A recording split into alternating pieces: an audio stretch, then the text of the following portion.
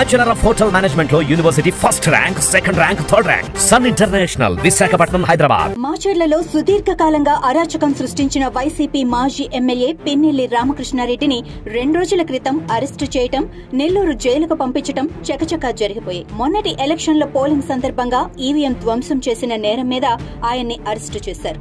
ప్రస్తుతం ఆ ఒక్క కేసు మీదే అరెస్టు జరిగింది. ఈ అయ్యగారు చేసిన నేరాలన్నింటి మీద అరెస్టు చేయాలంటే దాదాపు 100 సార్లు అరెస్టు చేయాల్సి ఉంటుంది. ప్రస్తుతం ఈవీఎం ధ్వంసం చేసిన నేరం మీదే అరెస్టు చేశారు. పిన్నెల్లిని పోలీసులు అరెస్టు చేయడానికి వెళ్లినప్పుడు ఆయన తన సహజ లక్షణంగా మరోసారి ఇంట్లోంచి పారిపోవటానికి ప్రయత్నించారు.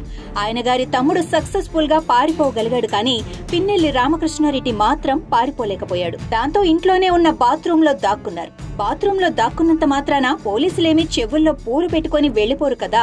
బాత్రూమ్ తలుపులు బద్దలు కొట్టినంత పనిచేసి పిన్నెల్లిని అరెస్టు చేశారు.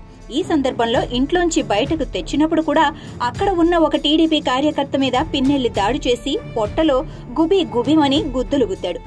మొగుడు కొట్టినందుకు కాదు, తోటికోడలు నవ్వినందుకు అన్నట్టుగా ఆయన అరెస్ట్ అయ్యేంత తప్పు చేసినందుకు కాకుండా తెలుగుదేశం కార్యకర్త అక్కడ ఉన్నాడని ఫీల్ అయిపోయి దాడి చేశారు. సరే, ఈ విషయంలో కూడా మరో కేసు నమోదైంది, అది వేరే సంగతి. ఈ గోల ఇలా ఉంటే పోలీసులు అరెస్టు చేయడానికి వెళ్తే పిన్నెల్లి బాత్రూంలో దాక్కున్నాడని వచ్చిన వార్తలు చూసి వైసీపీ నాయకులు ఓలమ్మో అని తెగ ఫీల్ అయిపోయారు. వెంటనే స్టేట్మెంట్ల మీద స్టేట్మెంట్లు ఇచ్చేశారు. మా పిన్నెల్లి పిల్లిలాగా పిరికోడు కాదు, పల్నాటి పులి అని చెప్పుకొచ్చారు.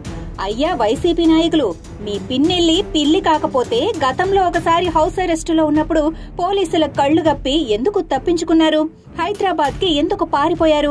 వారాల తరబడి పోలీసులకు దొరకకుండా దొంగ పోలీసాట ఎందుకు ఆడారు?